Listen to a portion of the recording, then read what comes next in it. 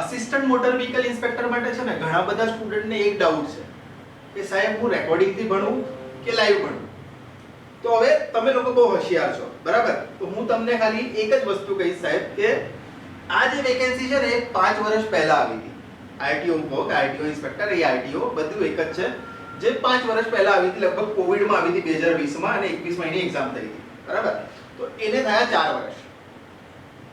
4 વર્ષમાં ઘણો બધો સિલેબસ ચેન્જ થયો. હવે જે લોકો વિચારે છે કે હું રેકોર્ડિંગ થી ભણી લઈશ, એક તો એને કન્ટેન્ટ જે મળશે 4 વર્ષ જૂનો મળશે, અને 4 વર્ષમાં જેટલા પણ ચેન્જીસ આવ્યા છે એ કન્ટેન્ટમાં નહીં મળે જે રેકોર્ડિંગ થી ભણે છે એ. તો પ્રોબ્લેમ ક્યાં થશે તમને કે તમે બધા જૂના કન્ટેન્ટ થી ભણશો. અને બીજું શું છે, લોકો શું કરી રહ્યા છે ભાઈ કે આરઆરબી જેઈ, એસએસસી જેઈ ને બધી જે એક્ઝામ થાય છે એનો સિલેબસ કન્ટેન્ટ કરીને આખો બનાવીને તમને આપી દે છે કે ભાઈ એએમબીઆઈ નો આ સિલેબસ છે.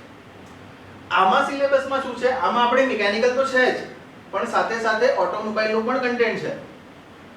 તો જો તમે રેકોર્ડિંગ બેચ થી ભણવા જઈ રહ્યા છો તો થોડા સતર્ક રહેજો, કેમ કે એનાથી એક્ઝામ નહીં નીકળે બોસ. બીજું 4-5 વર્ષ જૂનો ડેટા મળશે. તો ભણવું હોય ને તો લાઈવ ભણો.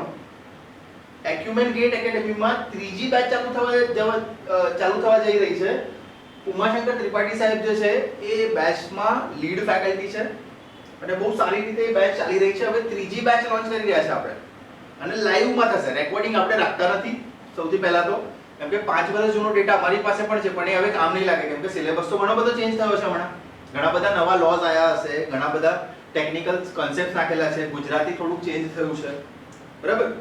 તો જૂના કન્ટેન્ટની ના ભણો, ભણવું હોય તો લાઈવ ભણો. લાઈવ આપણા ત્યાં ચાલે છે એક્યુમેન ગેટ એકેડેમીમાં લાઈવ બેચ ચાલી રહી છે.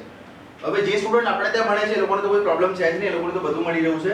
પણ જે આપણા ત્યાં નથી સ્ટુડન્ટ્સ અને બીજા સ્ટુડન્ટ છે એ લોકોને કદાચ કંઈક ગાઈડન્સ જોઈતું હોય તો એ લોકો કોન્ટેક્ટ કરી શકે અમારો એક્યુમેન ગેટ એકેડેમીનો. અને બીજું થોડુંક તમને ગાઈડન્સ આપું કે ઘણા બધા સ્ટુડન્ટને એ પ્રોબ્લેમ છે કે સાહેબ ગુજરાતી ગ્રામર વાંચું ક્યાંથી.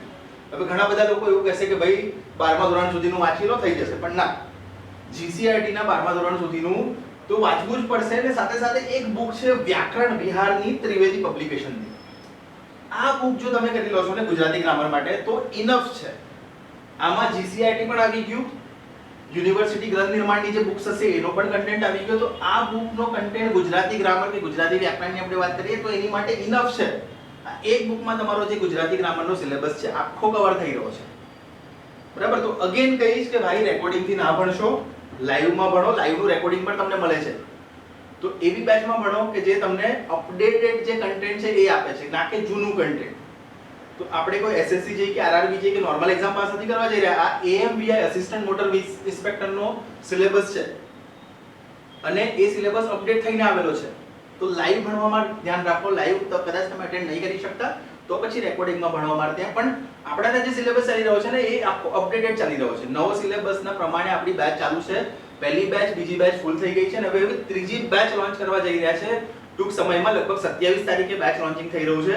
તો જેટલા પણ લોકોને બેચમાં એનરોલ થવું હોય તો એક્યુમેન ગેટ એકેડેમીના પેજ પર તમે જઈને, કે એક્યુમેન ગેટ એકેડેમીનો એક નંબર પણ હું તમને આપી દઉં છું, 9879387738, અથવા તો તમે અમારી YouTube ચેનલ પર જશો ત્યાં પણ તમને વિડિયોઝ મળી જ જશે.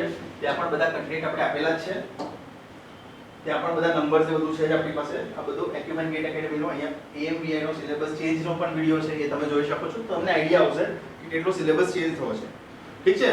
તો આ વિડિયોને મેક્સિમમ લોકો સાથે શેર કરો, જેથી કન્ટેન્ટમાં શું વાંચવું એ પણ ખબર પડશે અને ઘણા બધા સ્ટુડન્ટને ફાયદો થશે આ કે જે રેકોર્ડિંગમાં ભણી રહ્યા છે કે ભણવા જવાના છે એ લોકો માટે. ઠીક છે? બીજો કોઈ પ્રોબ્લેમ હોય તો તમે અમને કોન્ટેક્ટ કરી શકો છો. અમારી ઓફિસ વડોદરામાં છે. એડ્રેસ વગેરે તમને અમારી વેબસાઇટ પરથી મળી જશે. Thank you very much.